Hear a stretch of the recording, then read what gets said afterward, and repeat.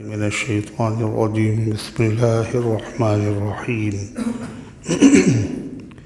إن المنافقين يخادعون الله وهو خادعهم وإذا قاموا إلى الصلاة قاموا كسالى يراءون الناس ولا يذكرون الله إلا قليلا مذبذبين بين ذلك لا إلى هؤلاء ولا إلى هؤلاء ومن يضلل الله فلن تجد له سبيلا يا أيها الذين آمنوا لا تتخذوا الكافرين أولياء من دون المؤمنين أتريدون أن تجعلوا لله عليكم سلطانا مبينا إن المنافقين في الدرك الأسفل من النار ولن تجد لهم نصيرا إلا الذين تابوا وأصلحوا واعتصموا بالله وأخلصوا دينهم لله فأولئك مع المؤمنين وسوف يؤتي الله المؤمنين أجرا عظيما ما يفعل الله بعذابكم إن شكرتم وآمنتم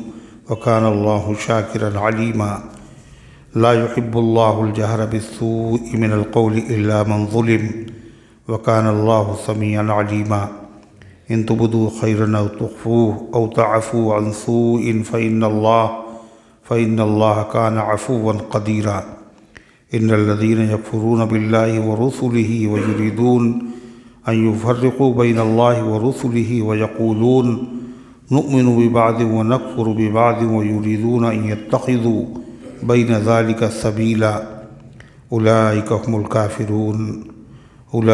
الكافرون حقا وأعتدنا للكافرين عذابا مهينا والذين آمنوا بالله ورسله ولم يفرقوا بين أحد منهم أولئك سوف يؤتيهم أجورهم وكان الله غفورا رحيما يسألك أهل الكتاب أن تنزل عليهم كتابا من السماء فقد سألوا موسى أكبر من ذلك فقالوا أرنا الله جهرة فأخذتهم الصاعقة بظلمهم ثم اتخذوا العجل من بعد ما جاءتهم البينات فعفونا عن ذلك وآتينا موسى سلطانا مبينا ورفعنا فوقهم الطور بميثاقهم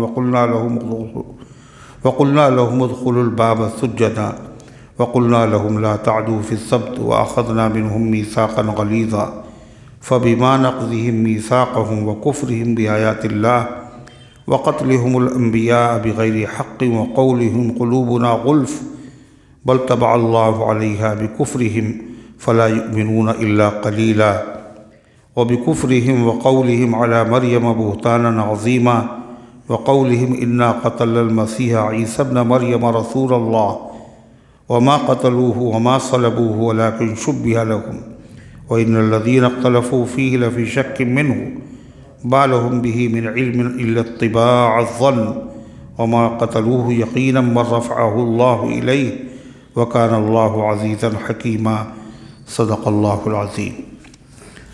محترم حضرات، سامعین کرام، حاضرین مسجد، عزیزوں اور بزرگوں، یہ قرآن مقدس کے 5ویں اور 6 پارے کی سورہ نساء کی پاکیزہ، نورانی، مبارک، بعظمت، مطہر آیتیں ہیں۔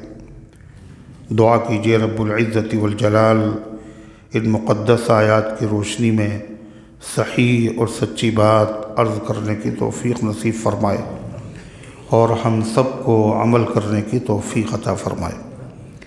اللہ تعالیٰ نے ارشاد فرمایا ان المنافقین یخادعون اللہ، بے شک منافق لوگ اللہ تعالیٰ کو دھوکہ دیتے ہیں۔ حالانکہ اللہ تعالیٰ کو دھوکہ کوئی نہیں دے سکتا۔ دھوکہ اسے دیا جائے جس کو معلوم نہ ہو، گزشتہ زمانے کی باتیں، آئندہ زمانے کی باتیں، کھلی ہوئی باتیں، چھپی ہوئی باتیں، دل کی باتیں، سب تو اللہ کو پتہ ہے۔ پھر دھوکہ دینے کا مطلب کیا ہے؟ دھوکہ دینے کا مطلب یہ ہے یعنی وہ ایسا کام کر رہے ہیں جیسے لگتا ہے کہ اللہ تعالیٰ کو پتہ نہیں۔ اسلام کے خلاف سازشیں، مسلمانوں کے خلاف سازشیں، اللہ کے رسول کے خلاف سازشیں اس طرح کر رہے جیسے لگتا ہے کہ اللہ کو معلوم نہیں۔ بظاہر کلمہ پڑھ رہے ہیں اور دل میں کفر چھپا ہوا ہے۔ کیوں؟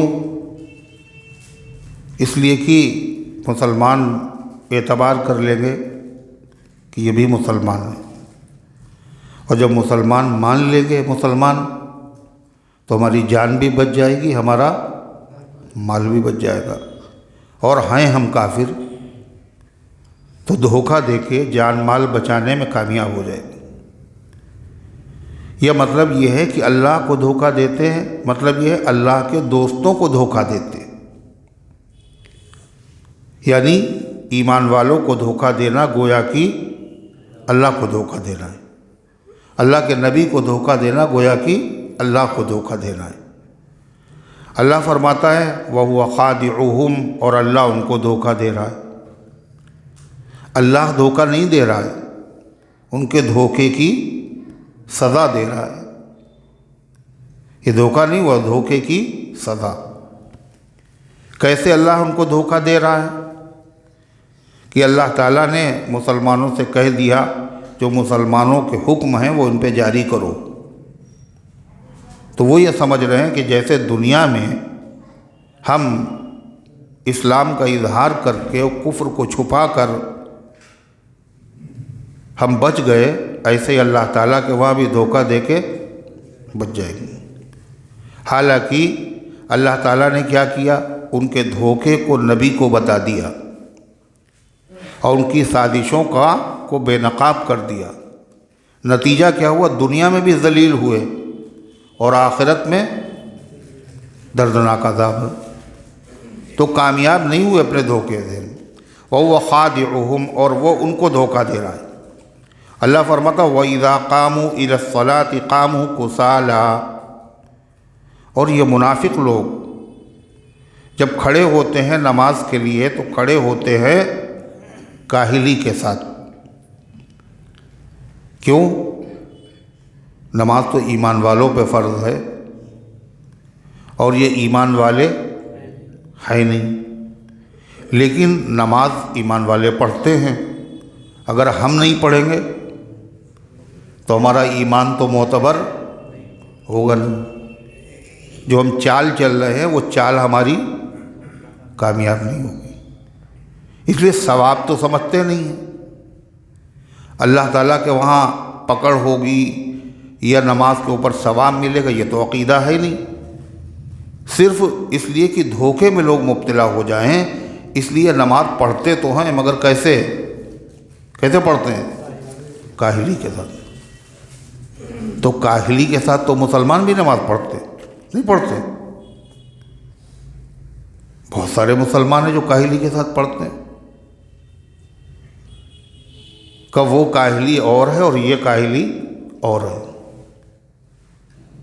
یہ کاہلی اور کیسے ہے؟ اس لیے کہ یہاں جو وہ نماز پڑھتے ہیں تو کراہت کے ساتھ، ناگواری کے ساتھ، یعنی بلا وجہ پڑھنا پڑ رہی ہے۔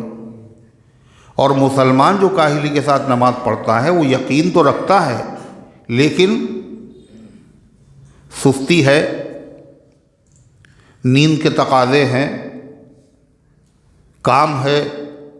اگر کسی عذر کی وجہ سے کاہلی ہے، بہت تھکا ہوا ہے، تو یہ کیا ہے؟ یہ گناہ بھی نہیں، اور کوئی عذر مجبوری نہیں ہے، پھر بھی اگر کاہلی ہے تو یہ نہیں کہ اللہ ثواب نہیں دے گا۔ یہ بھی اس کا یہ عقیدہ نہیں ہے کہ اگر ہم نماز نہیں پڑھیں گے تو مارے نہیں جائیں گے۔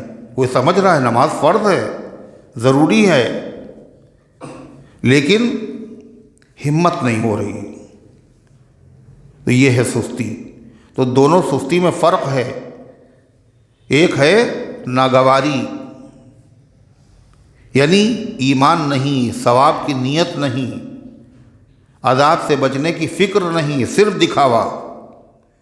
اور ایک ہے سستی، عقیدہ ہے کہ نماز فرض ہے، ضروری ہے، نہیں پڑھیں گے تو گناہ بھی ہوگا، پڑھیں گے تو ثواب بھی ملے گا، لیکن پھر بھی سستی ہو رہی ہے، غفلت ہو رہی ہے نماز میں۔ تو دونوں میں فرق ہے، یہ ہے عملی غفلت اور وہ ہے اعتقادی غفلت۔ نہیں سمجھ میں آئی بات؟ منافق لوگ جو نماز میں غفلت سستی کرتے ہیں وہ عقیدے کے اعتبار سے، ان کا عقیدہ ٹھیک نہیں، اور مسلمان جو نماز میں غفلت کرتا ہے وہ عقیدے کے اعتبار سے نہیں، عقیدہ اس کا صحیح ہے، عمل کے اعتبار سے غفلت کر رہا ہے، پھر پڑھ لیں گے، بعد میں قضا پڑھ لیں گے، یہ ہے سستی۔ ارے اللہ تعالیٰ نے فرمایا، معلوم یہ ہوا کہ اس طرح نماز پڑھنا منافقوں کا طریقہ ہے، سستی کے ساتھ۔ مسلمان جب بھی نماز پڑھے تو ایمان والوں کا طریقہ کیا ہے؟ چستی ہونا چاہیے، خوشی ہونا چاہیے، نشاط ہونا چاہیے طبیعت میں، اللہ کے دربار میں جا رہے، اللہ سے مناجات کرنے جا رہے، اللہ کی محبت ہے ایمان والوں کے دلوں میں، نہیں ہے؟ اور نماز میں کیا ہوتا ہے؟ اللہ تعالیٰ سے بات ہوتی ہے، اور محبوب سے جب بات ہوتی ہے تو کیسا لگتا ہے؟ ناگواری ہوتی ہے، خوشی ہوتی ہے، یہ ہونا چاہیے۔ اور یہی وجہ ہے کہ ایمان والے نماز پڑھتے ہیں، غفلت ہو جاتی ہے مگر پھر بھی پڑھتے ہیں۔ اللہ فرماتا یراؤن الناس، یہ منافق لوگ جو نماز پڑھتے ہیں وہ غفلت کے ساتھ پڑھتے ہیں، سستی کے ساتھ پڑھتے ہیں، ناگواری کے ساتھ پڑھتے ہیں، اور لوگوں کو دکھانے کے لیے پڑھتے ہیں، ہے نا، تاکہ لوگ ہمیں مسلمان سمجھیں۔ لہذا جب لوگ دیکھتے ہیں تو پڑھتے ہیں، اور جب کوئی دیکھنے والا نہیں ہوتا تو کیا کرتے ہیں؟ گولی ہی کر دیتے ہیں۔ بھائی دھوکہ دینے کے لیے پڑھ رہے تھے نا، اور دھوکہ دے کس کو؟ کوئی ہے ہی نہیں، تو اپنی اصلی حالت پہ آ گئے۔ ویسے بھی نہیں فرض سمجھتے تھے، اب بھی نہیں فرض سمجھ رہے، دکھاوے کے لیے پڑھ رہے تھے، اب کو دیکھنے والے ہی نہیں۔ یہ جتنی رسمیں ہوتی ہیں باطل کی، تعزیہ داری وغیرہ جس طرح کی چیزیں ہیں، ان کے اندر جو جان ہے اور ان میں جو اہتمام ہے، یہ صرف اس لیے ہے کہ لوگ دیکھنے والے موجود ہیں۔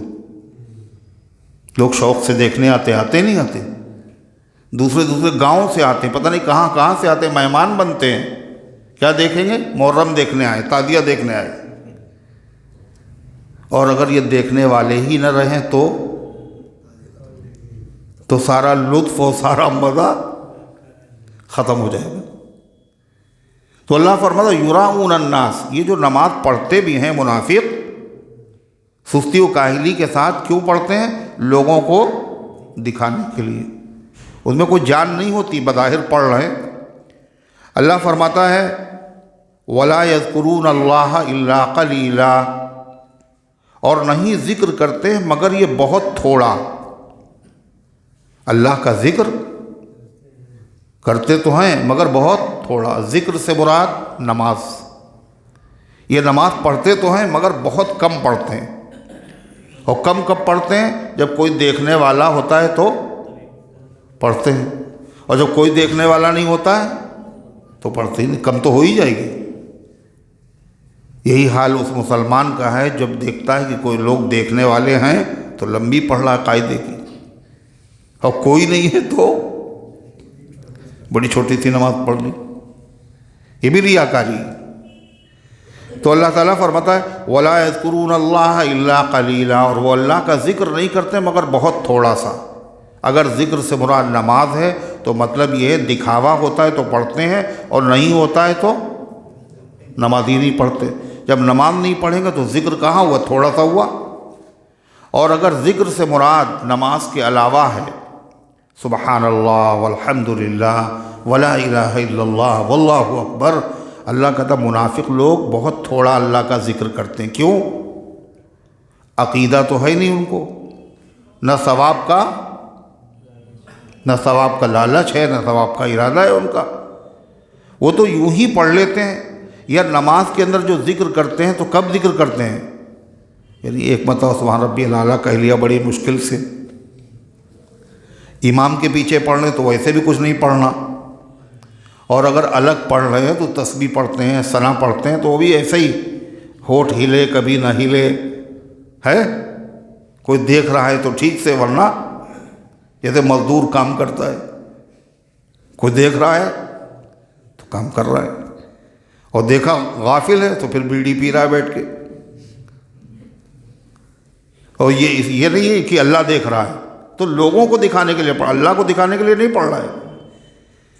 اور اگر ذکر سے مراد نماز کے علاوہ ذکر ہے تو مطلب یہ ہے بہت تھوڑا ذکر کرتے ہیں، یہی چونکہ ایمان والے بھی ذکر کرتے ہیں نماز کے علاوہ، اور ہم نے بھی ایمان کا دعویٰ کیا ہے، تو زیادہ نہ صحیح تھوڑا بہت ہمیں بھی کر لینا چاہیے، تھوڑا بہت کر لیتے ہیں۔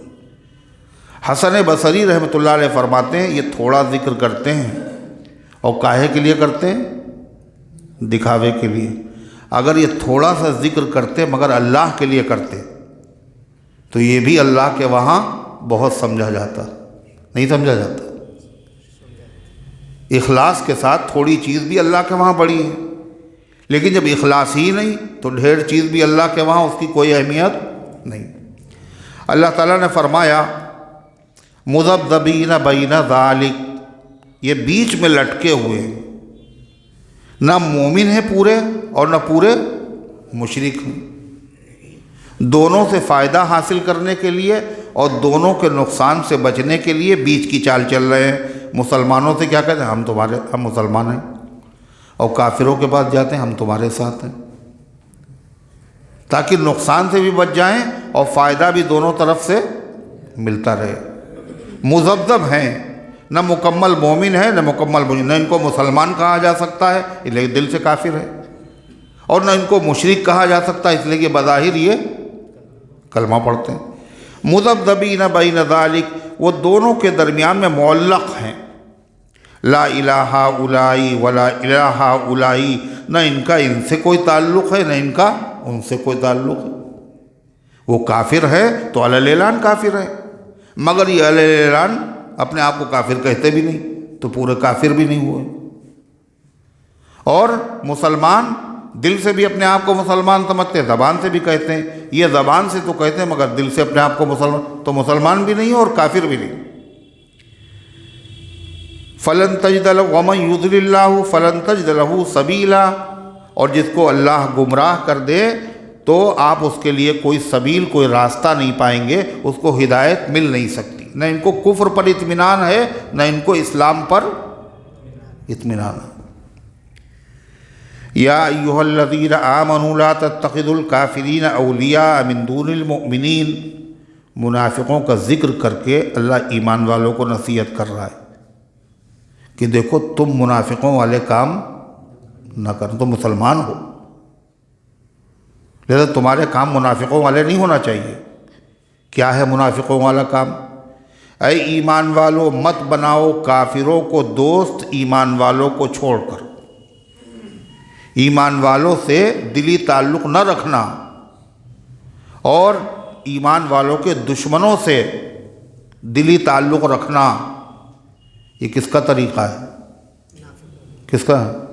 منافقوں کا طریقہ ہے۔ تم ایمان والے ہو، تم یہ کام نہ کرو۔ اتریدون ان تجعلوا للہ علیکم سلطانا مبینا، کیا تم چاہتے ہو کہ اللہ کے لیے قائم کر لو اپنے اوپر صاف حجت؟ اگر تم نے ایمان والوں کو چھوڑ کر کافروں سے دوستی کی، اس کا مطلب یہ ہے تم نے اپنے اوپر حجت قائم کر لی منافق ہونے پر۔ جیسے منافق عذاب کا مستحق ہے، تم بھی عذاب کے مستحق بن گئے۔ ان المنافقین فی الدرک الاسفل من النار، اور جب منافق ہو گئے تو منافقوں کی سزا بڑی سخت ہے۔ کیا سزا ہے؟ بے شک منافقین جہنم کے سب سے نچلے طبقے میں ہوں گے۔ جنت میں درجے ہیں، کیسے؟ نیچے، پھر اس ترقی نیچے سے اوپر کو ہوئی، نیچے والا اس سے اچھا، اس سے اوپر والا اس سے اچھا، اس سے اوپر والا، سب سے اچھا، سب سے اوپر والا۔ اس کو کہتے درجہ، جن میں ترتیب نیچے سے اوپر کو چلے، یہ درجہ ہے۔ یہ اچھا، اس سے اوپر والا اس سے اچھا، اس سے اوپر والا اس سے اچھا، اور جہاں اوپر سے نیچے کو چلے خراب ہونے میں، کہ اوپر والا خراب تو ہے مگر اس سے نیچے والا اس سے زیادہ خراب، اور اس سے نیچے والا اور اس سے نیچے والا اور سب سے نیچے والا صدق رہا۔ تو اگر اعلیٰ کی طرف ترقی ہو رہی ہے، بلندی کی طرف، بھلائی کی طرف، تو درجہ کہتے ہیں، اور اگر پستی کی طرف ترقی ہو رہی ہے تو اسے درکہ کہتے ہیں۔ درکہ، یہ درجہ ہے، وہ درکہ ہے۔ اس کو کہیں گے درجات، اللہ ان کے درجات بلند فرمائے۔ اس کو کیا کہیں گے؟ درکات۔ تو ان میں جو سب سے، چونکہ عذاب مقصد ہے تکلیف دینا، تو سب سے زیادہ تکلیف کس میں ہوگی؟ سب سے نیچے والے میں ہوگی۔ اس لیے منافق کہاں ہوگا؟ سب سے نیچے والے تک۔ تو اس میں کافر بھی نہیں۔ کیوں صاحب یہ سب سے نیچے کیوں، اس کو زیادہ سزا کیوں؟ کہ اس لیے کہ کافر یہ بھی ہے، منافق بھی کافر ہے، اور جو کھلا ہوا کافر ہے وہ بھی کافر ہے۔ مگر جو کھلا ہوا کافر ہے اس کو دنیا میں سزا مل چکی، مگر منافق دھوکہ دے کر اپنے آپ کو دنیا کی سزا سے بچا لے گئے، تو ان کی سزا وہ جو بچی ہوئی ہے اس کی قضا ہوگی، یعنی ڈبل سزا۔ دوسری وجہ، کافروں نے خالی کفر کیا ہے، ایک جرم ہے ان کا۔ ان کا جرم کیا ہے؟ کفر بھی کیا ہے، اور اللہ والوں کو انہوں نے دھوکہ بھی دیا ہے، ایمان کا مذاق بھی اڑایا ہے۔ اللہ فرمایا ان المنافقین فی الدرک الاسفل من النار، اور بلا شبہ منافق جہنم کے سب سے نچلے طبقے میں ہوں گے۔ وَلَن تَجِدَ لَهُمْ نَصِيرًا، اور نہیں پائیں گے آپ ان کا کوئی مدد کرنے والا جو ان کے عذاب میں کمی کرا دے یا ان کو نیچے سے اوپر لے آئے۔ اسی میں پڑے رہیں گے، جلتے رہیں گے، بھونتے رہیں گے۔ مگر اللہ کی شان دیکھیے، اللہ کا مستحق تو ہیں کاہے کے؟ جہنم کے سب سے نچلے طبقے کے کام ایسے ہیں، لیکن اللہ کریم ایسا، رحیم ایسا ہے کہ اگر اب بھی توبہ کر لیں تو سزا سے بچ سکتے۔ الا الذین تابوا، مگر وہ منافق جو توبہ کر لیں، واصلحوا، اور اپنے اعمال کو درست کر لیں۔ پہلے ایمان والوں کو ستا رہے تھے، اب ستانا چھوڑ دیں۔ واعتصموا باللہ، اور اللہ پر بھروسہ رکھیں۔ پہلے کافروں سے دوستی کرتے تھے، اللہ پر بھروسہ نہیں تھا، کافروں پہ بھروسہ تھا، اب کیا کریں؟ خالص اللہ پر بھروسہ رکھیں، ایمان والے ہو جائیں۔ وَأَخْلَصُوا دِينَهُمْ لِلَّهِ، اور اپنے دین کو اللہ کے لیے خالص کر لیں۔ پہلے دکھاوے کے لیے نماز پڑھتے تھے، اب دل سے نماز پڑھیں۔ فَأُولَٰئِكَ مَعَ الْمُؤْمِنِينَ، تو یہ بھی قیامت کے دن کس کے ساتھ ہوں گے پھر؟ ایمان والوں کے ساتھ ہوں گے۔ وَسَوْفَ يُؤْتِ اللَّهُ الْمُؤْمِنِينَ أَجْرًا عَظِيمًا، اور اللہ تعالیٰ عن قریب ایمان والوں کو بہت اجر دے گا۔ جو ایمان والوں کو ملے گا وہی ان کو بھی ملے گا۔ کیوں؟ یہ پہلے منافق تھے، اب منافق تھوڑی، اب کیا ہی ہے، ایمان والے ہیں۔ ما يفعل اللہ بعذابکم ان شکرتم، اللہ کہہ رہا ہے منافقوں ٹائم ہے ابھی، اگر تم ایمان لے آؤ، شکر گزار بن جاؤ تو سزا سے تم بچ جاؤ۔ کیوں؟ اللہ کو تمہیں سزا دینے میں مزہ نہیں آ رہا ہے، مزہ نہیں آتا۔ اللہ کو تمہیں سزا دینے میں دلچسپی نہیں ہے۔ سزا تو اس لیے دی جا رہی ہے، تمہارا جرم ہے، جرم چھوڑ دو گے سزا سے بچ جاؤ گے۔ فرمایا ما یفعل اللہ بعذابکم، اللہ تمہیں عذاب دے کے کیا کرے گا؟ ان شکرتم، اگر تم شکر گزار بن جاؤ۔ شکر گزار بننے کا مطلب ایمان لے آؤ۔ کافر ناشکرہ، کافر کہتے ہیں ناشکرے کو، اور ایمان شکر گزار ایمان والا۔ اگر تم شکر گزار بن جاؤ، نفاق چھوڑ دو اور اصلی مومن بن جاؤ، وآمنتم، اور تم ایمان لے آؤ، وکان اللہ شاکرا علیما، تو اللہ بڑا قدردان ہے اور علم والا ہے۔ قدردان کیا؟ تھوڑا سا عمل بندہ کرتا ہے اور جزا بہت دنا۔ اللہ شاکر ہے اور بندہ بھی شاکر ہے۔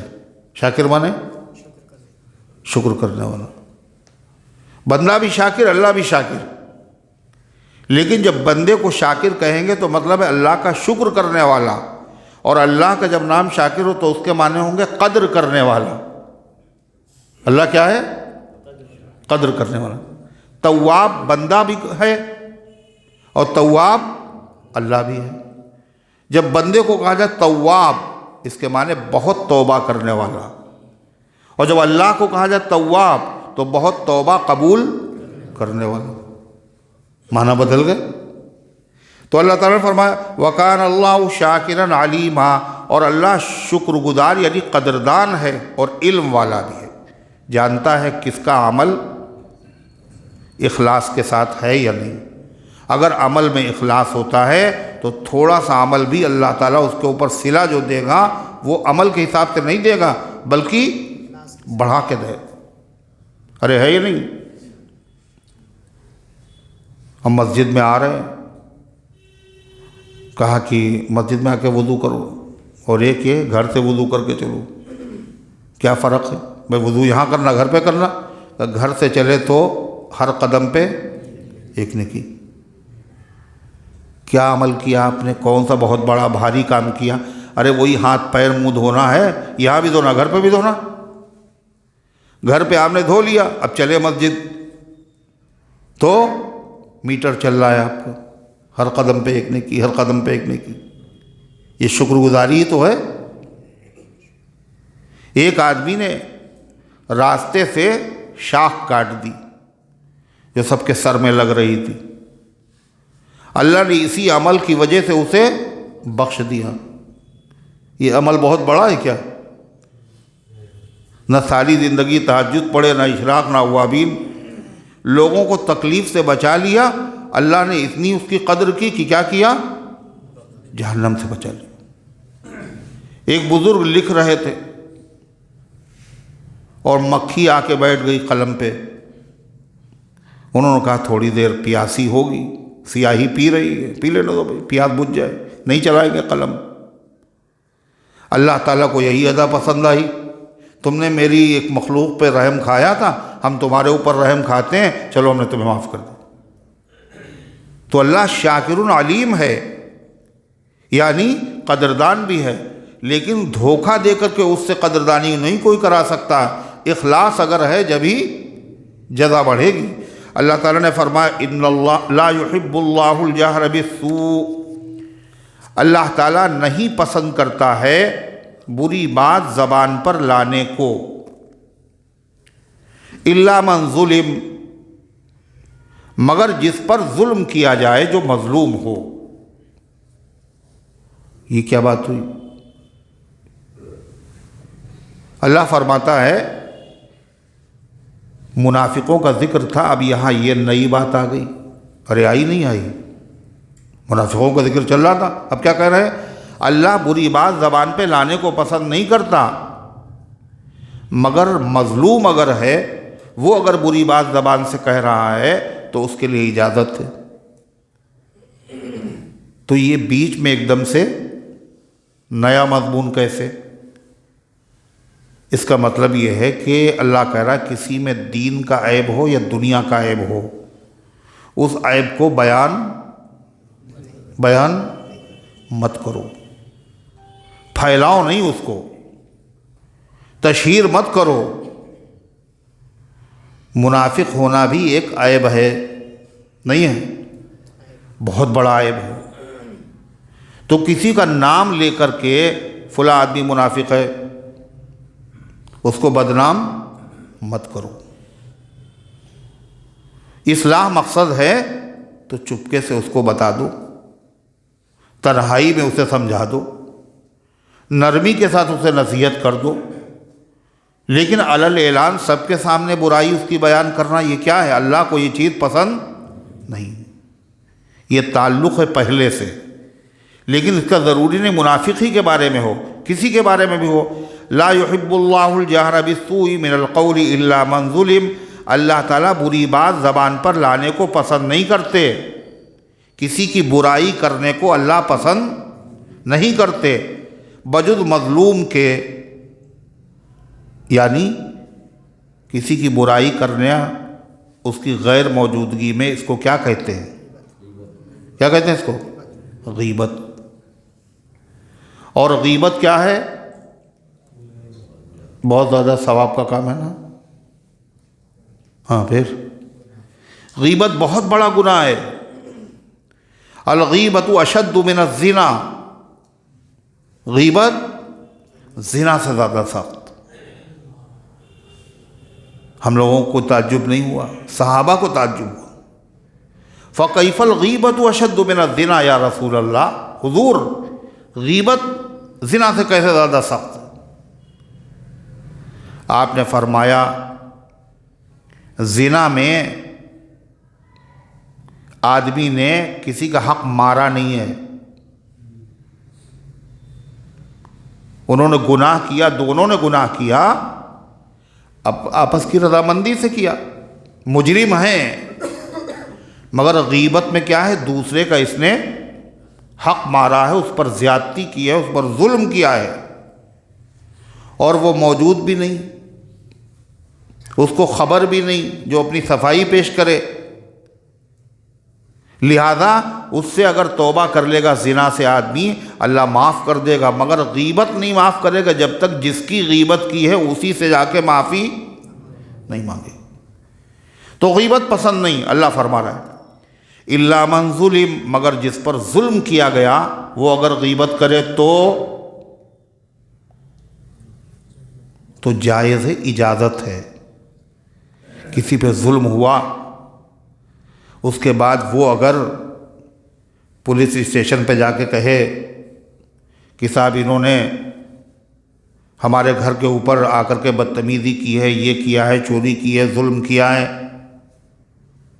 تو کہ یہ بھی تو غیبت ہوئی. بھائی انہوں نے کیا، وہ تو موجود نہیں ہے، جس آدمی نے کیا وہ تو موجود نہیں ہے، اور آپ جا کر کے حاکم کے سامنے اس کی شکایت کر رہے ہیں، درخواست دے رہے ہیں، یا زبان سے بیان کر رہے ہیں، تو غیبت ہی تو ہے. غیبت اتنا سخت گناہ ہے، مگر اللہ فرماتا چونکہ وہ مظلوم ہے اس لیے اس کے لیے اجازت ہے وہ حاکم کے پاس جائے، عدالت کے اندر جائے، اور جانے کے بعد بیان دے کہ وہ فلاں نے میرے ساتھ زیادتی کی ہے. تو یہ غیبت میں نہیں آتا، اور اس پر گناہ اس کے اوپر نہیں ہوگا.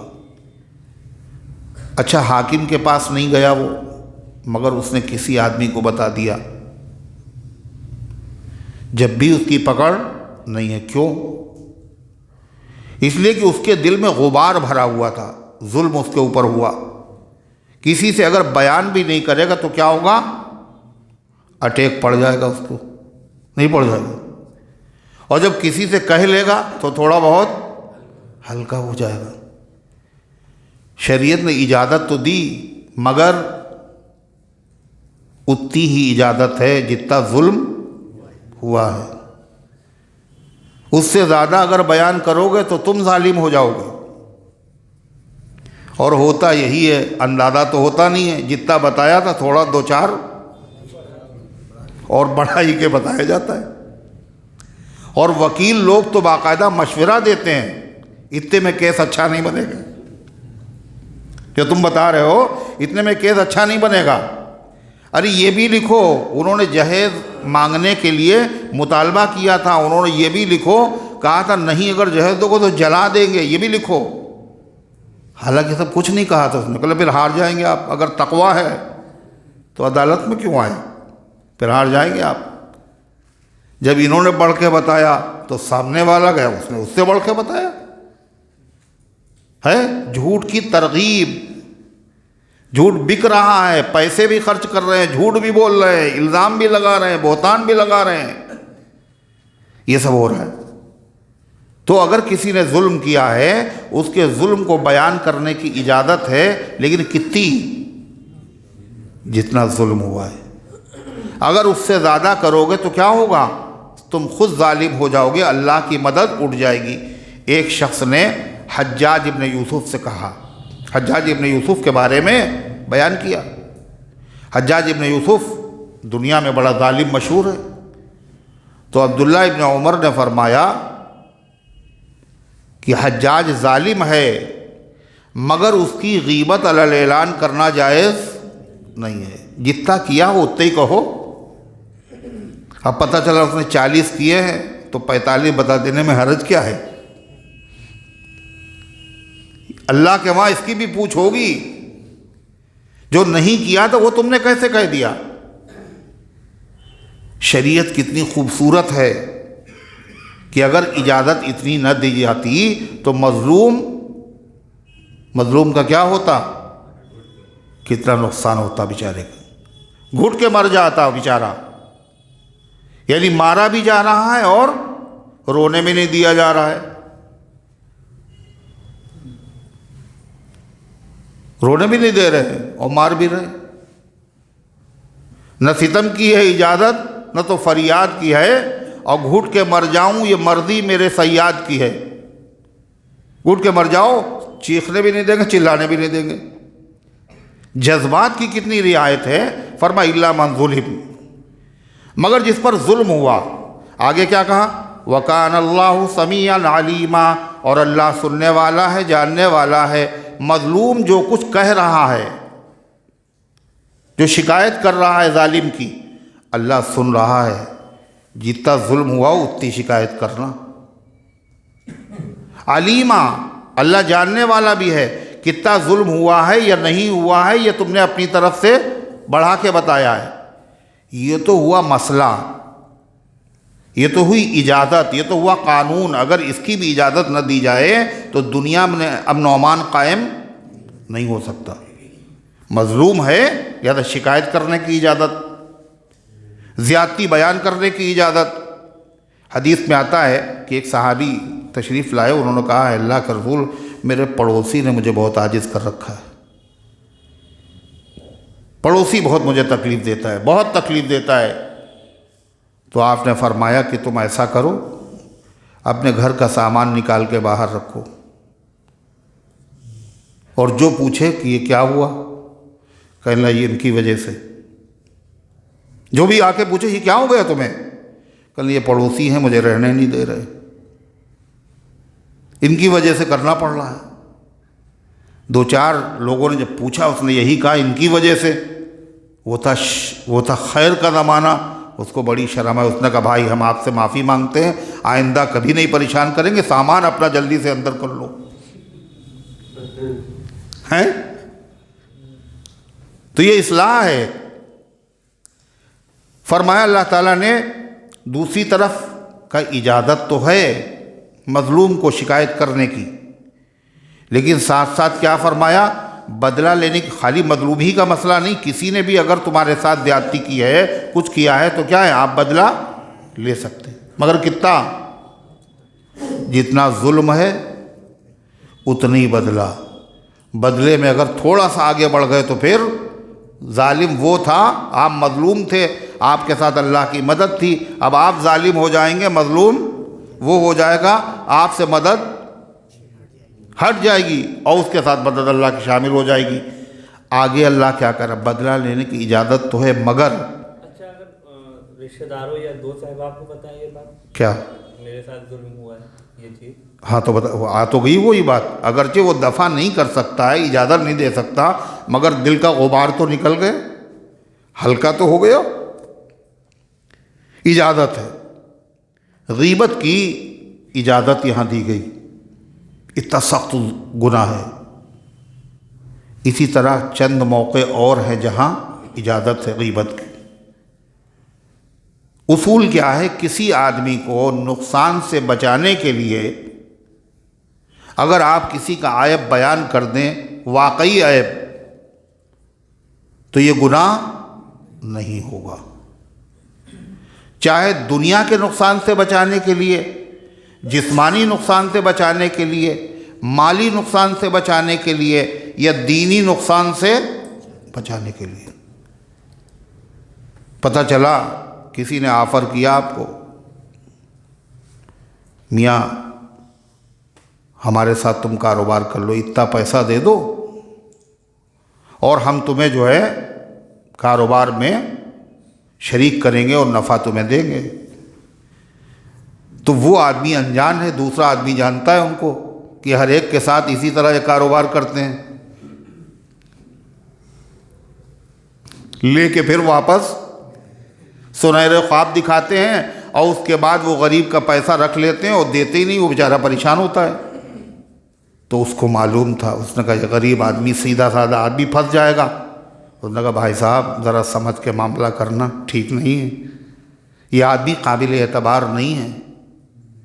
تو یہ اس نے اس کو ذلیل کرنے کے لیے نہیں کیا، اپنے ایمان والے بھائی کو نقصان سے بچانے کے لیے کیا، اس کی اجازت ہے۔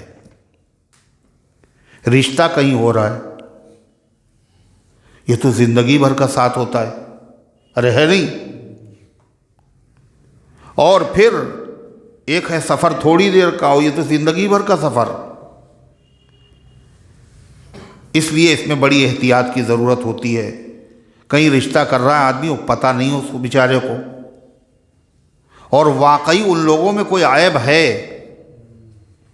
جو بعد میں فساد کا ذریعہ بن سکتا ہے، تو صرف اس لیے نہیں کہ ہماری ان سے لڑائی ہے اس لیے رشتہ نہیں ہونے دیں گے، اس لیے نہیں، کس لیے؟ یا ان کا رشتہ کاٹ کے اپنا رشتہ ان کے وہاں لگا دیں گے، اس لیے نہیں، کس لیے؟ نقصان سے بچانے کے لیے۔ اگر اس کے عیب کو بیان کر دیا جائے تو اس کی اجازت۔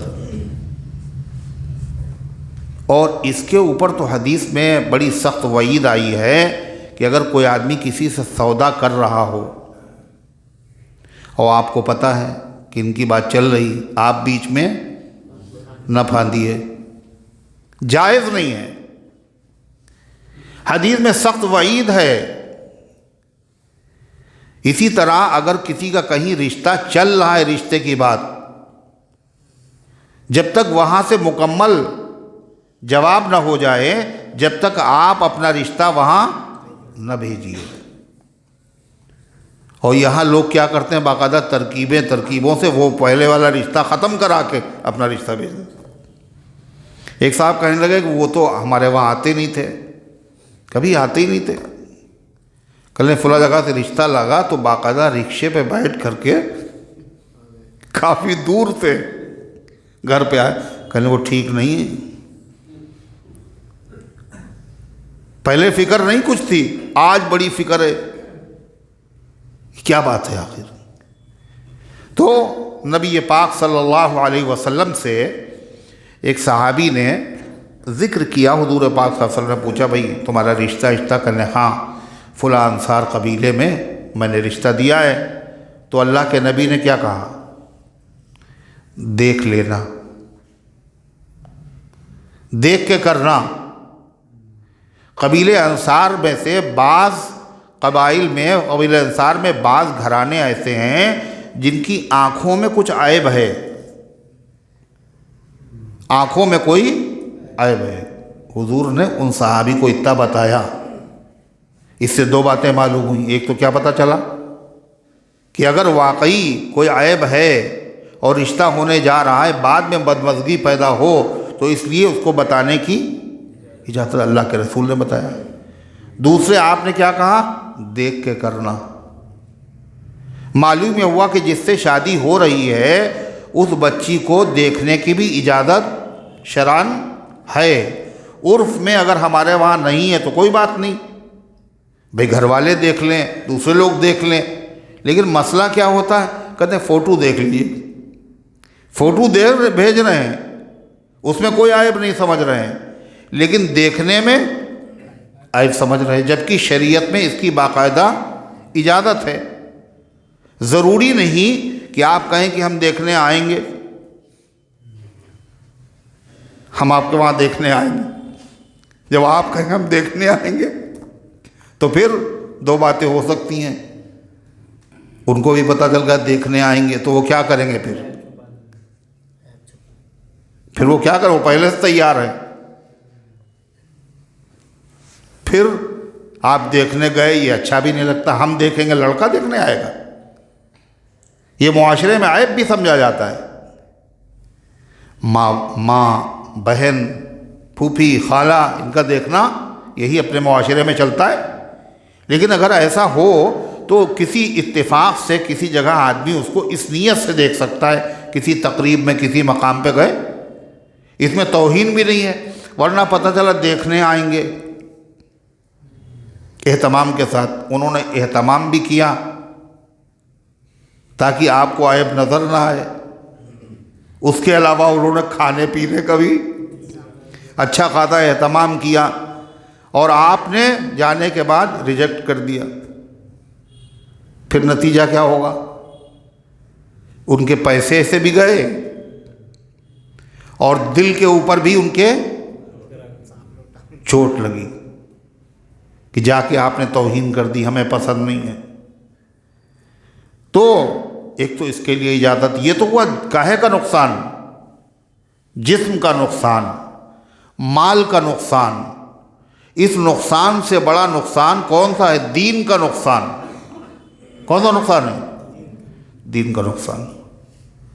دین کا نقصان اگر پہنچنے کا اندیشہ ہے تو جب بھی غیبت کر دینا اور بتا دینا کہ فلاں آدمی کی بات دین کے معاملے میں معتبر نہیں ہے، ان کی تقریر نہ سنا کرو، ان کی روایتیں مضبوط نہیں ہوتی، ہر آدمی کی تقریر نہ سنا کرو، ہر آدمی کی بات پکی نہیں ہوتی ہے۔ کیوں بتا رہے ہیں؟ اس لیے کہیں یہ آدمی غلط فہمی کی وجہ سے غلط فہمی میں مبتلا نہ ہو جائے۔ اور آج کل تو ہر آدمی کہتا ہے کہ صاحب یہ تو کوئی بات ہی نہیں ہوئی، کیوں نہیں سنے بھائی؟ آخر قرآن و حدیث ہی تو بیان کر رہے ہیں،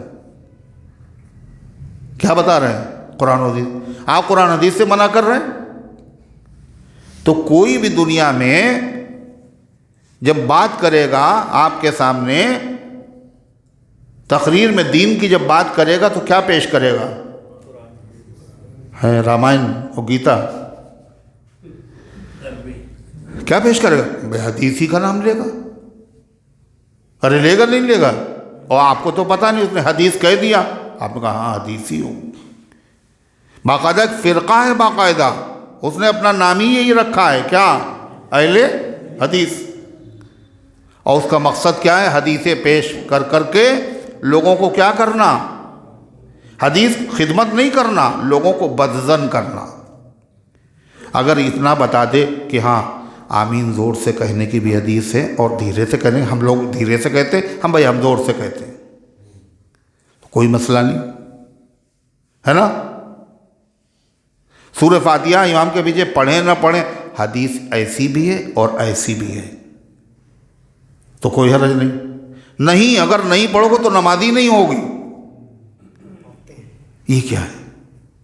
یہ خیانت ہو رہی نہیں ہو رہی ہے؟ خیانت ہو رہی نہیں ہو رہی؟ صحیح بات نہیں ہے۔ تو اس لیے دین کا اگر نقصان کسی سے ہو رہا ہے تو اس کی وجہ سے اس کی غیبت کرنا کیا ہے؟ جائز ہے، گناہ نہیں ہوگا۔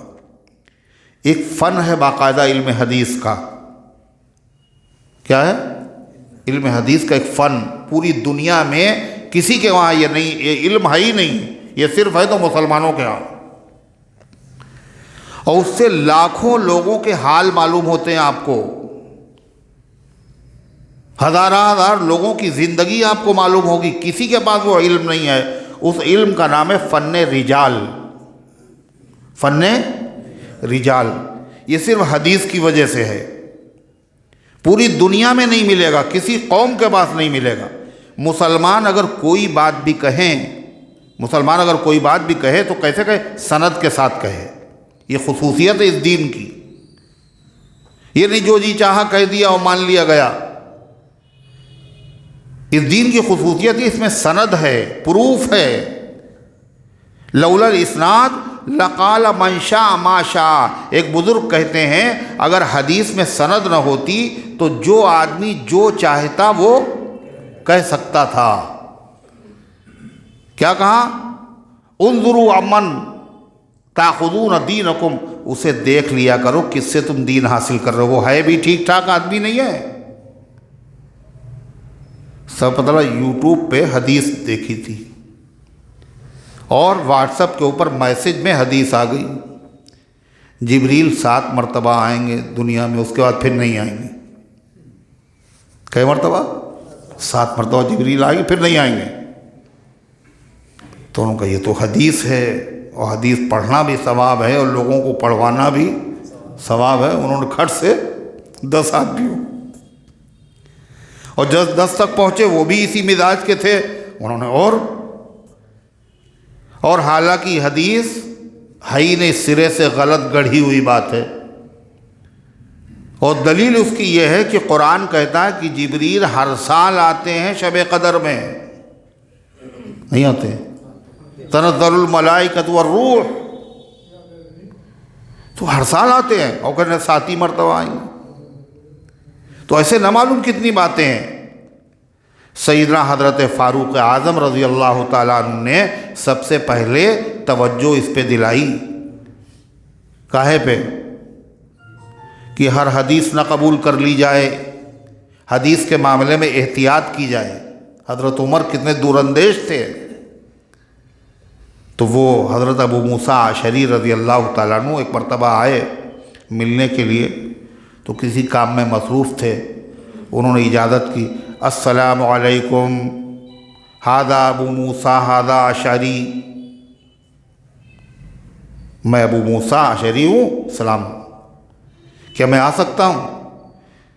انہوں کو جواب ہی نہیں دیا، پھر دوبارہ کیا، پھر تیسری مرتبہ کیا، اور 3 مرتبہ کرنے کے بعد ابو موسیٰ الٹے پیروں واپس۔ اب فارغ ہوئے فاروق اعظم، کہنے ابو موسیٰ کی آواز آ رہی تھی، کہاں ہے ابو موسیٰ، ذرا بلاؤ، تو پتہ چلا ابو موسیٰ صاحب تو جا چکے، بلوایا ان کو۔ آپ چلے کیوں گئے؟ کہنے میں نے حدیث پہ عمل کیا ہے، حضور صلی اللہ علیہ وسلم کی حدیث ہے، کسی کے وہاں جاؤ 3 مرتبہ اجازت طلب کرو، اس کے بعد اجازت نہ ملے تو جم کے دروازے پہ مت بیٹھو کہ جھولی بھر کے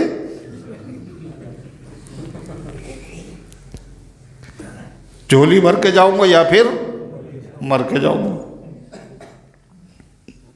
اس میں دوسرے پر دباؤ بھی ہے اور اپنی بے عزتی بھی ہے۔ تو خیر ابو موسیٰ اشعری سے پوچھا، کہنے لگے یہ حدیث ہے؟ جی۔ کس نے اس کو سنا ہے؟ گواہ کون ہے؟ اس کے حدیث ہونے پر گواہ لے کے آؤ، ورنہ ہم تمہیں سزا دیں گے۔ اور ابو موسیٰ اشعری صحابی، عظیم المرتبہ صحابی، حضرت ابو موسیٰ اشعری گئے صحابہ کے مجمع میں، بھائی ہے کوئی آدمی جس نے یہ حدیث حضور سے سنی ہو؟ حضرت عمر نے ایسے کہا ہے۔ تو ان صحابہ نے کہا ہمارا جو سب میں جو سب سے کم عمر بچہ ہے وہ گواہی دے گا، اس نے بھی سنی ہے، ابو سعید خدری۔ تو ان کو لے کے حضرت عمر کے پاس آئے اور کہا یہ حدیث ہے۔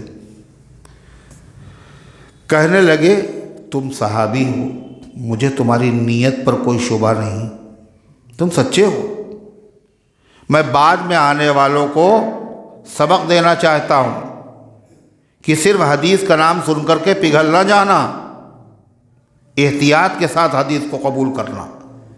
تو فن رجال ہے باقاعدہ کہ علم، اس علم میں کیا ہے؟ حدیث میں جو روایت حدیث ہوتی ہے اس کو جو نقل کرنے والے لوگ ہوتے ہیں، 1 2 نہیں، ہزاروں، سینکڑوں، 50، فلاں نے فلاں سے سنا، فلاں نے فلاں سے سنا، فلاں نے فلاں سے سنا، فلاں نے فلاں سے سنا، کہاں تک؟ اللہ کے رسول تک۔ ارے کتنے نام ہوئے؟ جیسے زمانہ گزرتا جائے گا وہ چین اور بڑھتی چلی جائے گی۔ تو باقاعدہ علماء نے جو چین میں جو لوگ آئے ہیں ان سب کے حالات لکھے ہیں کہ یہ آدمی کیسا تھا، اس نے زندگی میں کبھی جھوٹ بولا نہیں بولا، اس میں کیا عیب تھا، وہ باقاعدہ عیب بیان کیا انہوں نے۔ کاہے کے لیے؟ اس حدیث میں فلاں آدمی ہے، لہذا اگر سارے لوگ ان میں سے بالکل ایک دم سے کلیئر ہیں تو حدیث کی درجہ بڑھ جائے گا، اور سب لوگ تو صحیح ہیں مگر ایک آدمی اس میں گڑبڑ ہے، اور گڑبڑ بھی زیادہ نہیں ہے۔ اخیر زمانے میں اس کا حافظہ کم، یہ بھی لکھا ہوتا کتاب میں، اخیر زمانے میں ان کی یادداشت خراب ہو گئی تھی۔ ضروری نہیں کہ جو حدیث انہوں نے سنا رہے ہیں، ایسا ہوتا ہے بچپن میں جو چیز یاد ہوتی ہے وہ بھولتی نہیں ہے، اور اخیر زمانے میں کیا ہوتا ہے؟ بڑھاپے میں یاد ہی نہیں ہوتا ہے، وہ بھولنے لگتا ہے۔ تو اخیر زمانے میں ان کا حافظہ گڑبڑ ہو گیا تھا، یہ بھی لکھا ہوا۔ پھر بھی حدیث کے اندر جو وہ وزن تھا وہ وزن کم ہو گیا۔ اچھا، اور اگر پوچھا گیا محدث سے، آپ بھی محدث ہیں اور آپ کے ابا بھی محدث ہیں، آپ اپنے باپ کے بارے میں کیا کہتے ہیں؟ باپ کے بارے میں کیا کہتے ہیں؟ چونکہ حدیث کا معاملہ ہے، کہنے لگے کسی اور سے پوچھ لیجئے، میرے علاوہ کسی اور محدث سے پوچھ لیجئے، نہیں آپ بتائیے۔ کہنے لگے ان کا حافظہ صحیح نہیں، ان کی یادداشت مضبوط نہیں۔ بیٹا باپ کے بارے میں کہہ رہا ہے، حدیث کا مسئلہ ہے، اور باپ بیٹے کے بارے میں کہہ رہا ہے، وہ مضبوط آدمی نہیں ہے۔ تو کاہے کے لیے سب کیا انہوں نے؟ یہ تو غیبت ہوئی صاحب۔ ان کو دیکھا، اچھا ان میں یہ بھی لکھا ہوا ہے یہ آدمی ویسے تو ٹھیک تھا مگر یہ بازار میں کھڑے ہو کے کھانا کھا رہا تھا، یہ بھی عیب ہے۔ حضرت امام بخاری رحمۃ اللہ علیہ گئے ایک محدث کا بہت لمبا سفر کر کے، تو پتہ چلا وہ باہر ہیں، تو وہ دیکھا وہ گھوڑے کو بلا رہے ہیں اور دامن یوں اٹھائے ہوئے ہیں اور گھوڑے کو بلا رہے۔ تو ان کے پاس پہنچے، کہنے دامن میں کیا ہے آپ کے؟ ہوگا کچھ بھی نہیں۔ تو وہ واپس چل دیے حضرت امام بخاری۔ کہنے آپ کہاں جا؟ کہنے میں حدیث سننے آیا تھا آپ سے۔ کہنے پھر آپ جا کہاں رہے ہیں؟ کہنے اب آپ نہیں سنیں گے حدیث آپ سے، اس لیے جب آپ جانور کو دھوکہ دے سکتے ہیں آپ انسانوں کو بھی دھوکہ دے سکتے۔ یہ ہے علم حدیث۔ تو اس کی وجہ سے جو محدثین نے باقاعدہ لوگوں کے عیب بیان کیے ہیں، یہ عیب کیا ہے بیان کرنا؟ یہ غیبت ہے اگرچہ، لیکن یہ غیبت بولو جائز ہے۔ اللہ فرماتا لا يحب اللہ الجہر بالسوء من القول الا من ظلم، اللہ تعالیٰ بری بات زبان پر لانے کو پسند نہیں کرتے ہیں مگر مظلوم سے۔ وَكَانَ اللَّهُ سَمِيعًا عَلِيمًا، اور اللہ سننے والا جاننے والا ہے۔ مظلوم اگر اس کی شکایت کرے تو اللہ سن رہا ہے، جتنی شکایت ہو اتنی بیان کرے۔ پھر آگے کیا کہا خدا نے؟ اجازت تو ہے مگر بہتر کیا ہے؟ معاف کر دو تو اچھا ہے۔ بدلہ لینے کی اجازت بھی، لیکن معاف کرنا بیان کیسے کیا اللہ تعالیٰ نے معاف کرنے کو؟ سنیے، ان تبدو خیرن و تخفو، اگر تم کوئی بھلائی کا کام علل اعلان کرو، او تخفو یا چھپا کر کرو، کوئی نیکی کا کام بھلائی کا کام علل اعلان کرو، او تخفو یا چھپا کے کرو، او تعفو عن سوء یا کسی گناہ کو کسی برائی کو تم معاف کر دو، فإن اللہ کان عفوا قدیرا، تو اللہ معاف کرنے والا بھی ہے اور قدرت رکھنے والا بھی ہے۔ یہ کیا بیان کیا بیچ میں؟ ابھی تو چل رہا تھا غیبت کا ذکر، اور پھر کیا کہا؟ اگر تم کوئی نیک کام کرو علل اعلان کرو یا چھپا کر کرو۔ یہ کیا بات ہوئی؟ اس کا اس سے کیا تعلق؟ اس سے تعلق یہ ہے کہ نیک کام بہت سارے ہیں، ان بہت سارے نیک کاموں میں ایک کام معاف کر دینا بھی، کیا معاف کر دینا بھی بڑی نیکی ہے، چھوٹی موٹی نہیں، بہت بڑی نیکی ہے۔ اللہ تعالیٰ فرماتا ہے وَأَوْ تَعْفُوا، اگر تم معاف کر دو برائی کو تو یہ چیز زیادہ قابل قدر ہے۔ کیوں قابل قدر ہے؟ فَإِنَّ اللَّهَ كَانَ عَفُوًّا قَدِيرًا، اس لیے کہ اللہ معاف کرنے والا ہے اور قدرت رکھنے والا ہے، یعنی اللہ بدلہ لینے کی طاقت رکھتا ہے۔ اللہ سے زیادہ بدلہ لینے کی طاقت کوئی نہیں رکھتا، اللہ بدلہ لینے کی طاقت رکھتا ہے، اور طاقت کے بعد بھی اللہ کیا کرتا ہے؟ معاف کر دیتا ہے۔ جب اللہ بدلہ لینے کی طاقت رکھتا ہے اس کے بعد بھی معاف کر دیتا ہے، تم اللہ کے بندے ہو، جو اللہ کرتا ہے وہی تم بھی کرو۔ اگر تم ایسا کرو گے تو کل کیا ہوگا؟ تم بھی اللہ تعالیٰ کے مجرم ہو، اللہ تمہیں معاف کر دے گا۔ دیکھا آپ نے کیا انداز ہے؟ مجبور نہیں کیا معاف کرنے پر، بدلہ لینے کی اجازت دے دی، لیکن یہ بتا دیا معاف کر دو گے تو اس میں کیا ہوگا؟ زیادہ اچھا ہوگا، بھلائی ہوگی۔ اچھا، اور اگر آپ نے معاف کر دیا کسی کو، اور تھا وہ مجرم اور اس کو پتہ ہے کہ انہوں نے معاف کر دیا، یہ بدلہ لینے کا ان کو حق تھا پورا، پھر بھی انہوں نے معاف کر دیا، تو جب آپ معاف کریں گے تو اس کے دل میں آپ کی طرف سے نفرت پیدا ہو جائے گی نا، ہے نا، نفرت پیدا ہو۔ اچھا آپ جاگ رہے ہیں، اس کے دل میں کیا ہوگا؟ محبت پیدا ہوگی۔ فَإِذَا الَّذِي بَيْنَكَ وَبَيْنَهُ عَدَاوَةٌ كَأَنَّهُ وَلِيٌّ حَمِيمٌ، اللہ فرماتا اگر تم نے ایسا کیا تو وہ آدمی کہ جس کے دل میں اور تمہارے دل میں عداوت تھی، پرانی دشمنی تھی، وہ تمہارا پکا دوست بن جائے گا۔ اگر اس کے اندر انسانیت ہے، اگر اس کا ضمیر زندہ ہے، اگر آپ نے اسے معاف کر دیا تو پرانی دشمنی کو بھول کر وہ آپ کا کیا بن جائے گا؟ جگری مخلص دوست بن جائے گا۔ تو اللہ تعالیٰ نے اس طرح ترغیب دی، فَإِنَّ اللَّهَ كَانَ عَفُوًّا قَدِيرًا، اللہ معاف کرنے والا، قدرت رکھنے والا ہے۔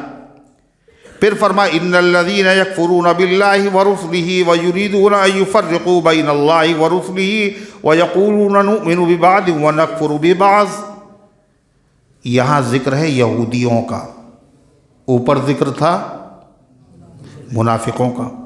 منافقوں اور یہودیوں کا ذکر قرآن میں زیادہ تر ساتھ ساتھ ہوتا ہے۔ کیوں؟ اس لیے کہ جو منافق لوگ تھے وہ زیادہ تر یہودی ہی تھے، اور یہودیوں سے محبت بھی کرتے تھے، اور یہودیوں کے مشورے پہ چلتے بھی تھے۔ یہودیوں کا حال کیا تھا؟ وہ کہتے تھے کہ ہم موسیٰ علیہ السلام کو تو مانتے ہیں مگر عیسیٰ علیہ السلام کو نہیں مانتے۔ عیسائی کیا کہتے تھے؟ عیسیٰ علیہ السلام کو تو مانتے ہیں مگر موسیٰ کو نہیں مانیں گے، اور محمد صلی اللہ علیہ وسلم کو بھی نہیں مانتے۔ بائبل کو مانتے، قرآن کو نہیں مانتے۔ انجیل کو مانتے ہیں، اسی طرح توریت کو مانتے ہیں مگر انجیل کو اور قرآن کو نہیں مانتے۔ اللہ کیا کہہ رہا ہے؟ جو ان میں سے کسی ایک کو بھی نہ مانے وہ مسلمان نہیں ہو سکتا، وہ کافر ہی ہے۔ سنیے، ان الذین یکفرون باللہ، بے شک وہ لوگ جو اللہ کے ساتھ کفر کرتے ہیں، ورسولہ، اور اس کے رسول کے ساتھ کفر کرتے ہیں۔ اللہ کو تو مانتے ہیں سب، یہودی بھی عیسائی بھی، کہ اللہ کے رسول کو نہ ماننا یہ بھی اللہ کو نہ ماننا ہے۔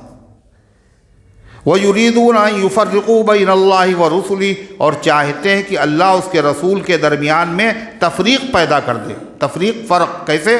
اللہ کو تو مان رہے ہیں مگر اس کے رسول کو نہیں مان رہے۔ وَيَقُولُونَ، اور زبان سے بھی کہتے ہیں، نُؤْمِنُ بِبَعْضٍ وَنَكْفُرُ بِبَعْضٍ، ہم ان میں سے بات پر تو ایمان لاتے ہیں اور بات کا انکار کرتے ہیں۔ حضرت موسیٰ پہ ایمان لاتے، عیسیٰ کا انکار کرتے۔ عیسیٰ کو مانتے ہیں، محمد صلی اللہ علیہ وسلم۔ وَيُرِيدُونَ أَن يَتَّخِذُوا بَيْنَ ذَلِكَ سَبِيلًا، اور یہ چاہتے ہیں ایمان اور کفر کے بیچ میں ایک اور نیا درجہ بنا لیں۔ مسلمان وہ جو سب کو مانتے ہیں، اور کافر وہ جو کسی کو نہیں مانتے ہیں، اور یہ کیا ایک بیچ میں ایک اور درجہ بنانا چاہتے ہیں، کچھ کو مانتے ہیں کچھ کو نہیں مانتے۔ اللہ فرماتا اولئک ھم الکافرون حقا، یہ بالکل پکے کافر ہیں۔ کسی ایک کو بھی نہ ماننا حقیقت میں تمام نبیوں کو نہ ماننا ہے، اور کسی نبی کو نہ ماننا حقیقت میں اللہ کو نہ ماننا ہے، دھوکہ نہ کھانا۔ وَأَعْتَدْنَا لِلْكَافِرِينَ عَذَابًا مُهِينًا، اور ہم نے کافروں کے لیے اہانت آمیز عذاب تیار کر رکھا ہے۔ وَالَّذِينَ آمَنُوا بِاللَّهِ، اور جو اللہ پر ایمان لائے، وَرُسُلِهِ، اور اس کے تمام رسولوں پر ایمان لائے۔ اور تمام رسولوں پر ایمان کون لایا؟ یہودی، عیسائی، کون لایا؟ مسلمان۔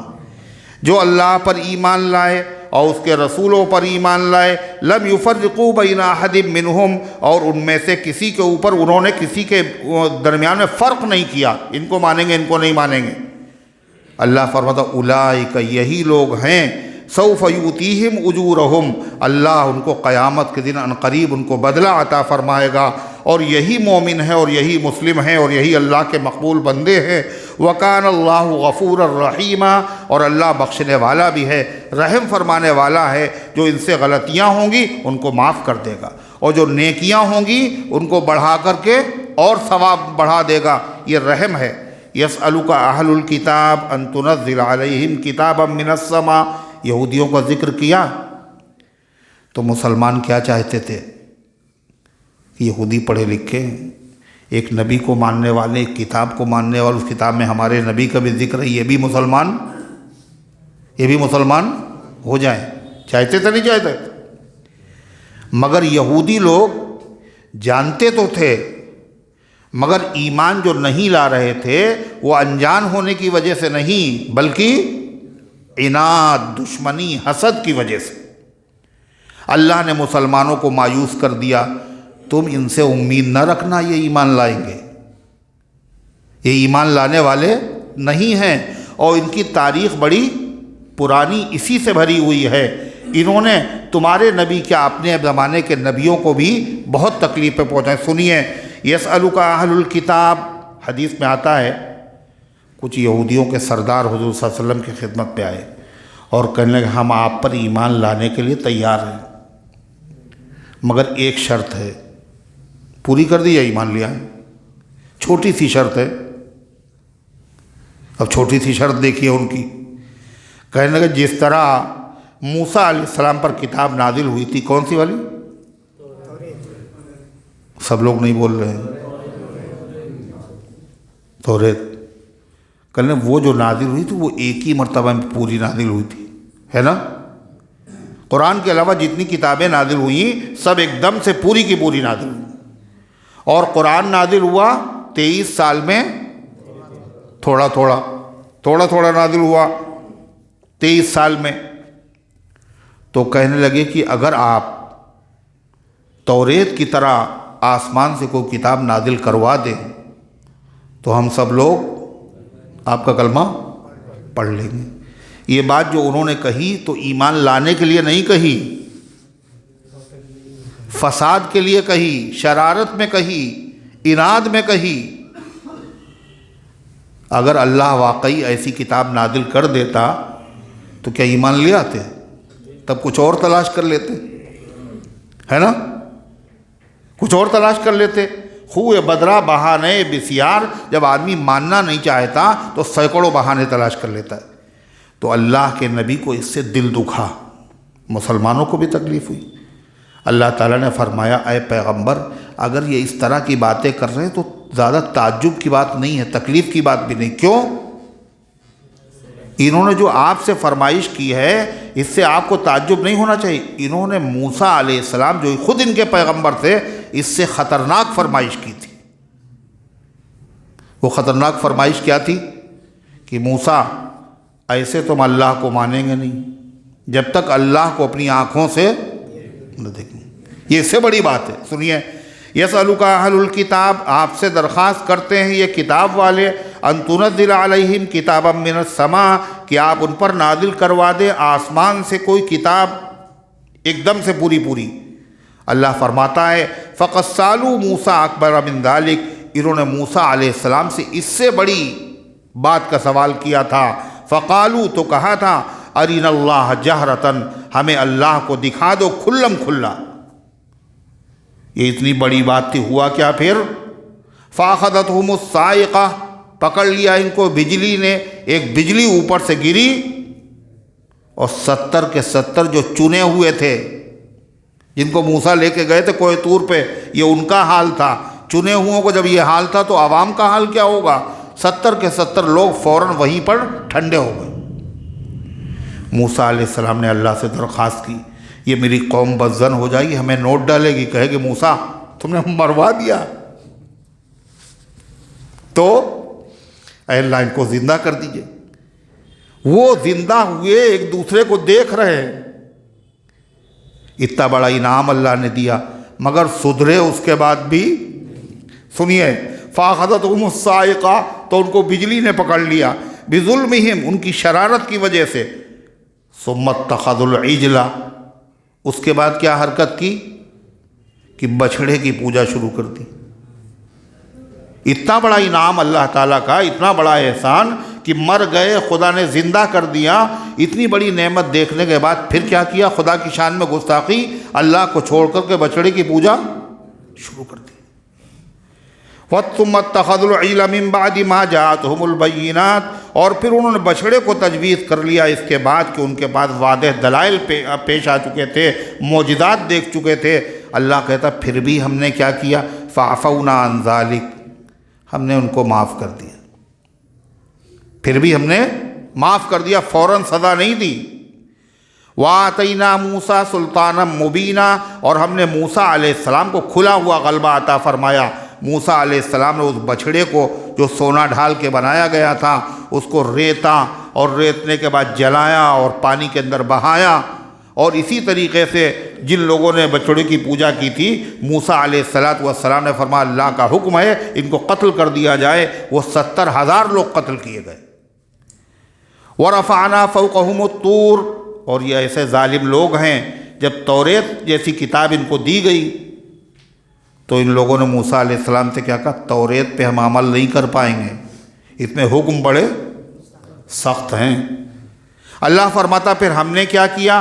کوہ طور جو پہاڑ تھا اس کو ہم نے جھکا دیا، اور ہم نے کہا بولو اس کتاب کو قبول کرو گے کہ نہیں قبول کرو گے؟ اگر نہیں قبول کرو گے ابھی پہاڑ گرا کر تمہیں بالکل مسل دیا جائے گا۔ تو کہنے لگے ہاں قبول کریں گے، اور دیکھ رہے تھے گر تو نہیں رہا اوپر سے۔ اللہ تعالیٰ فرماتا وَرَفَعْنَا فَوْقَهُمُ الطُّورَ، اور ہم نے ان لوگوں سے قول و قرار لینے کے لیے، عہد لینے کے لیے ہم نے کیا کیا؟ طور پہاڑ کو ان کے اوپر معلق کر دیا۔ وَقُلْنَا لَهُمُ ادْخُلُوا الْبَابَ سُجَّدًا، اور ہم نے ان سے کہا تھا بیت المقدس جس شہر میں ہے اس میں داخل ہو جاؤ، ادب سے داخل ہونا، سر جھکا کے، کہا سر جھکا کے داخل ہونا تو کڑھلتے ہوئے اس میں داخل ہوئے، سرین کے بل گھسٹتے ہوئے داخل ہوئے، اور کہا جب داخل ہونا تو اللہ سے معافی مانگنا، حتتن حتتن، اللہ معاف کر دے، تو بجائے معاف کرنے کے کہنے حبتن فی قشیرہ، اور دنیا بھر کی باتیں بالی اور گیہوں اور پتہ نہیں کیا کیا کہنے لگے۔ اللہ فرماتے یعنی ہر چیز میں یہ اللہ کے مخالف، نبی کے مخالف ہیں، اگر ایسے لوگ اگر آپ پر ایمان نہ لائیں تو پھر کوئی حیرت کی بات نہیں ہے۔ اللہ فرماتا ہم نے ان سے کہا تھا داخل ہو جاؤ دروازے میں سجدہ کرتے ہوئے، اور ہم نے ان سے کہا تھا لا تعدوا فی السبت، سنیچر کے دن میں حد سے آگے نہ بڑھنا، شکار نہ کرنا۔ ان ظالموں نے کیا کیا؟ حوض بنا لیے، اور سنیچر کے دن حوض میں جب مچھلیاں پانی کے ساتھ آ گئیں حوض بند کر دیے، اور اتوار کے دن جا کر کے نکال لائے، اور کہنے لگے ہم نے شکار سنیچر کو تھوڑی کیا، ہم نے تو اتوار کو کیا ہے۔ اللہ کے ساتھ چال بازی۔ یہودیوں کو حکم تھا کب؟ خالی سنیچر کے پورا دن عبادت کرنا ہے اور کاروبار نہیں کرنا ہے، اور مسلمانوں کو حکم ہوا اللہ کے نبی کے صدقے میں رحمت کی وجہ سے صرف جمعے کے دن، اور جمعے کے دن پورا جمعے کے دن نہیں، اذان سے لے کر کے نماز ختم ہونے تک۔ یہ ڈی ایم کا آرڈر نہیں ہے، احکم الحاکمین کا فرمان ہے۔ قرآن میں سورہ جمعہ پڑھو، اذا نودی للصلاۃ من یوم الجمعہ فسعوا الی ذکر اللہ وذروا البیع، جب جمعے کی اذان کہی جائے ذکر کو سننے کے لیے چلو اور بیچنا بند کر دو۔ جتنے دکاندار ہیں یہ سب کاہے کے لیے بیٹھے ہوئے ہیں؟ پیسہ آئے پیسہ آئے، دولت آئے دولت آئے، لیکن جو دولت دینے والا رزاق ہے وہ کہہ دکان بند کرو۔ وہاں پورے سنیچر کے دن کاروبار پہ پابندی، یہاں اذان سے لے کے خالی جماعت تک پابندی۔ کتنے مسلمان ہو جو اس پہ عمل کرتے؟ یہ یہودی ہیں کیا؟ یہ عیسائی ہیں؟ وضع میں تم ہو نصارہ تو تمدن میں ہنود، یہ مسلمان ہیں جنہیں دیکھ کے شرمائیں یہود، اور روزے کے لیے آ رہے ہیں، اللہ کے دربار میں جمعہ پڑھنے آ رہے ہیں اور نافرمانی کر کے آ رہے ہیں۔ اور چال بازی کیا؟ جیسے انہوں نے چال بازی کی ایسے کیا کرتے؟ لڑکا دکان پہ بیٹھا ہوا خود مسجد میں آ گئے، دکان نہیں بند ہوگی، یہ فلاں جگہ نماز پڑھ لے گا، وہ فلاں جگہ نماز پڑھ لے گا۔ صرف نماز پڑھنے کا حکم نہیں ہے قرآن میں، وذروا البیع، بیچنا بند کرو۔ جب انہوں نے نہیں، قرآن میں یہ کیوں بیان کیا جا رہا ہے؟ اللہ کا سنیچر کے دن جن لوگوں نے یہ حرکتیں کی اور شکار کیا تو پھر ہم نے کیا کیا؟ جو ان میں جوان تھے ان کو بندر بنا دیا اور جو بوڑھے تھے ان کو خنزیر بنا دیا۔